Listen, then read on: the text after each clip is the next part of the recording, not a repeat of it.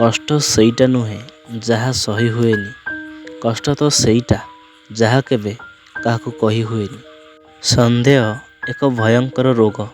ସନ୍ଦେହ ଏପରି ଏକ ଭୟଙ୍କର ରୋଗ ଯାହାର କୌଣସି ଔଷଧ ନାହିଁ। ଏହି ସନ୍ଦେହ ପାଇଁ ବେଳେବେଳେ କାହାର ସୁନାର ସଂସାର ଭାଙ୍ଗିଯାଏ ତ ପୁଣି କେତେବେଳେ ଅତି ନିବିଡ଼ ସମ୍ପର୍କ ଭିତରେ ବି ଶତ୍ରୁତା ସୃଷ୍ଟି ହୋଇଥାଏ। କିଏ କାହା ସହ କେତେ ଦିନ ଯାଏଁ ରହିବ ତାହା ସମୟ ନୁହେଁ ଆବଶ୍ୟକତା ହିଁ ସ୍ଥିର କରିଥାଏ। ଯଦି କିଏ ଇଗ୍ନୋର କରୁଛି ତ କରିବାକୁ ଦିଅ।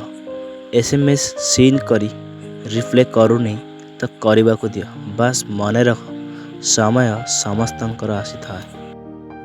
ଭଡ଼ା ଘରକୁ ଯେତେ ସଜେଇଲେ ବି ସେ କେବେ ତୁମ ନିଜର ହବନି। ଠିକ୍ ସେହିଭଳି ଏମିତି କିଛି ଲୋକ ଅଛନ୍ତି ଯାହାକୁ ତମେ ଯେତେ ବେଶୀ ଭଲ ପାଇଲେ ବି ସେ ତୁମ ନିଜର ହେବେନି।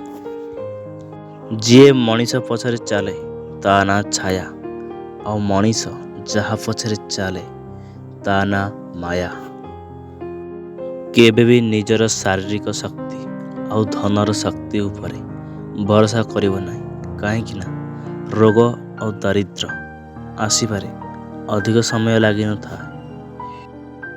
ମଣିଷ ମାତ୍ରକେ ଭୁଲ କରିଥାଏ। ଯେଉଁ ଲୋକ ଜାଣି ଜାଣି ଭୁଲ କରିଥାଏ ସେ କେବେ ବି ନିଜର ଭୁଲକୁ ମାନେ ନାହିଁ। ଆଉ ଯେଉଁ ଲୋକ ଦ୍ୱାରା ଅଜାଣତରେ ଭୁଲ ହୋଇଥାଏ ସେ ନିଜର ଭୁଲ ମାନିଯାଆନ୍ତି କି ମୋ ଦ୍ୱାରା ଗୋଟେ ଭୁଲ ହୋଇଗଲା।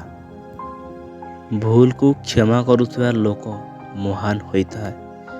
ବଦଲା ତ ସମସ୍ତେ ନେଇଥାନ୍ତି। ରାତିର ଘନ ଅନ୍ଧକାର ବି ବାଟ ଦେଖାଏ ଯେତେବେଳେ ନୀରବତାକୁ ପାଥେୟ କରି ମଣିଷ ଶୁଣିଥାଏ ନିଜ ହୃଦୟର କଥା। ବାହାନା କାହିଁକି କରୁଛ? ଡାଇରେକ୍ଟ ମନା କରି ଦେଉନ କଥା ହେବାର ଇଚ୍ଛା ନାହିଁ ବୋଲି। କାହାକୁ ବାଧ୍ୟ କର ନାହିଁ କି ସେ ତୁମକୁ ମନେ ପକାଉ। କିଛି ଦିନ ସାଇଲେଣ୍ଟ ହୋଇଯାଅ, ତାପରେ ଦେଖ ତାଙ୍କ ଲାଇଫରେ ତୁମ ପାଇଁ କ'ଣ ଭ୍ୟାଲୁ ଅଛି।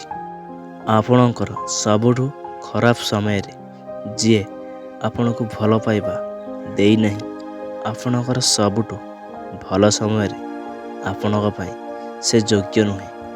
ଲେଖକ ଓ କୃଷକ ଏମିତି ହତଭାଗା ଅଟନ୍ତି ଯେ ସେମାନେ ନିଜ ମାଧ୍ୟମରେ ହେଉଥିବା ସୃଷ୍ଟିକୁ ଅନ୍ୟ ହାତରେ ସମର୍ପି ଦେବା ଛଡ଼ା ଆଉ କିଛି ଉପାୟ ନଥାଏ। ନୀରବତା ଭିତରେ ଥିବା କୋଳହକୁ ସିଏ ହିଁ ବୁଝିପାରିଥାଏ।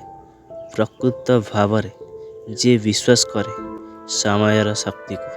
ମନେ ରଖନ୍ତୁ, ସମୟ କାହାକୁ ସୁଯୋଗ ଦେଇନଥାଏ। ସେଥିପାଇଁ ସୁଯୋଗ ଦେଖି ସମୟକୁ ବ୍ୟବହାର କରିବା ଶିଖନ୍ତୁ।